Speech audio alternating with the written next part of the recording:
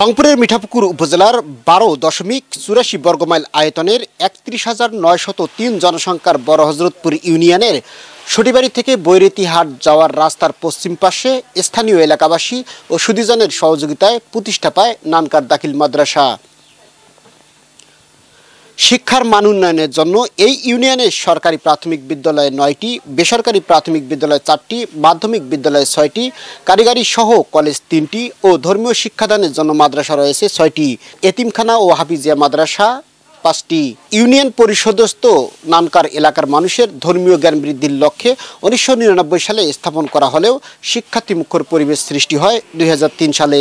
সেই থেকে 2016 সাল পর্যন্ত অনবরত শিক্ষাদান ও ভালো ফলাফল অর্জন করলেও অদৃশ্য কারণ ও রাজনৈতিক প্রেক্ষাপটের কারণে বন্ধ হয়ে যায় প্রতিষ্ঠানটি। বর্তমানে স্থানীয়দের দাবি উৎসবমুখর পরিবেশ ও ধর্মীয় শিক্ষাদানের জন্য আবার প্রতিষ্ঠানটি চালু করার। এটা প্রতিষ্ঠান বন্ধ হওয়ার কারণ হলো, আমি দেখছি এর আগে খুব জাঁকজমক চলছে 2003 সাল থেকে।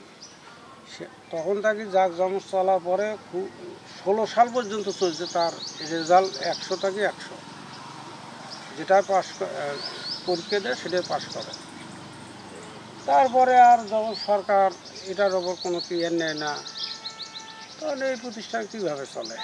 তখন তো চলছে শিক্ষকরা কত আছে মাংনা খাটে, নৈতিক খরচ পাতি। যেমন এই ধরনের প্রতিষ্ঠান যদি না হয় সরকার, তাহলে রাস্তার ধারে আর কোন প্রতিষ্ঠান করবে? এই প্রতিষ্ঠানের জন্য 85 শতক, পাশাপাশি এখান থেকে অনেক দূরে দূরে মাদ্রাসা, দাখিল মাদ্রাসা করলে এই অঞ্চলে নাই আর কোনো। এই কারণে এই ধরনের যদি এই প্রতিষ্ঠানটা চালু হয়, জ্ঞানটা বৃদ্ধি পাবে, ধর্মীয়টা বেশি হবে। মুসলমানের তো ধর্ম নিয়েই কথা, কিন্তু এই মাদ্রাসাটা না হওয়ার কারণে অনেক এখানে মানুষ হিমশিম খাচ্ছে। মানুষ তো এলাকার সবাই চায় মাদ্রাসাটা হোক। আমার বুঝবান হওয়া থেকে আমি জানি এই মাদ্রাসা অনেক জাঁকজমক ছিল, অনেক ছাত্রছাত্রী ছিল, ভর্তি ছিল। তখন তো এই মাদ্রাসা কোনো ইটের গাঁথনি ছিল না, তখন টিনের টাটি, টিনের ঘর ছিল।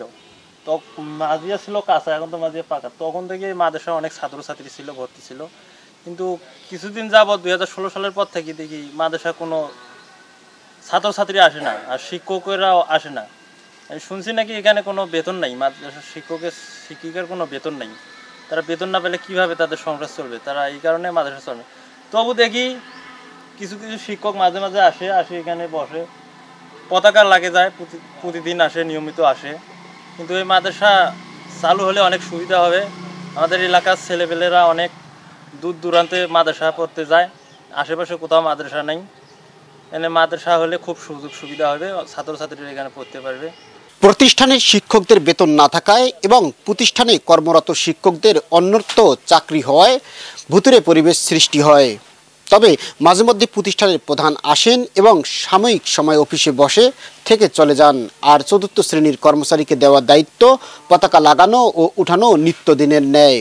সেই পতাকাও মাঝে মধ্যে উঠে আবার ওঠে না। প্রতিষ্ঠানটি বেড়া থেকে যখন তৎকালীন উপজেলা চেয়ারম্যান জাকির হোসেন সরকার 2010 সালে বরাদ্দ দিয়ে ভিত্তিপ্রস্তর ও টিনের বেড়াকে ইটের বেড়ায় রূপান্তর করেন, ঠিক তখনই হয় অবকাঠামো উন্নয়ন। জাকির হোসেন সরকার উপজেলা আওয়ামী লীগের সাধারণ সম্পাদক হয়েও রাজনৈতিক প্রতিহিংসার শিকার হন 2016 সাল থেকে। ফলে স্থানীয় জাতীয় সংসদ আশিকুর রহমানের কাছে অভিযোগের পর অভিযোগ তুলে ধরেন ইউনিয়ন ও উপজেলা আওয়ামী লীগের নেতাকর্মীরা, যার ফলশ্রুতিতে জাকির হোসেন সরকারের কার্যক্রম স্থবির হয়ে যায়। এরই রোশনালে পড়ে নানকার দাখিল মাদ্রাসা। প্রতিষ্ঠানে পাঠদানের কক্ষে অবকাঠামো তো নেই, বরং রাখা হয় কৃষকের উৎপাদিত নানাবিধ পণ্য। শিক্ষার্থীদের বিনোদনের মাঠে অনুপস্থিত থাকায় খেলার মাঠে হয়েছে চাষের জমি। এমন অবস্থায় স্থানীয়রা জোর দাবি করছেন আবার প্রতিষ্ঠানটি পূর্ণাঙ্গভাবে চালু করার। 1999 সালে স্থানীয় এলাকাবাসীর সহযোগিতায় প্রতিষ্ঠা লাভ করে নানকার ইসলামিয়া দাখিল মাদ্রাসা। পূর্ণরূপ পায় 2003 সালে। 2003 সাল থেকে 2016 সাল পর্যন্ত শিক্ষার্থী মুখরিত ছিল এই শিক্ষা প্রতিষ্ঠান। এই প্রতিষ্ঠানের ফলাফলের ছিল খুব সুন্দর। এলাকাবাসীর সহযোগিতায় এই প্রতিষ্ঠানটি চলমান থাকলেও এমপিভুক্ত না থাকার কারণে প্রতিষ্ঠানের কর্মরত শিক্ষকরা মানবতার জীবনযাপন করছে। পাশাপাশি বেতন না থাকায় তারা এই প্রতিষ্ঠানে উপস্থিত হতে পারছে না। যদি সংশ্লিষ্ট কর্তৃপক্ষ এই প্রতিষ্ঠানটি তদারকি এবং তার পূর্ণরূপ বাস্তবায়ন করে, তাহলে এখানে এই মাদ্রাসায় কর্মরত শিক্ষকদের যেমন কর্মসংস্থান হবে, ঠিক তেমনি এই নানকার এলাকার স্থানীয় শিক্ষার্থীদের পড়ালেখা করার জন্য দূর দূরান্তে যেতে হবে না, হাতের কাছেই মাদ্রাসা শিক্ষায় শিক্ষিত হবে শিক্ষার্থীরা। রুবেল ইসলাম, রংপুর প্রতিদিন।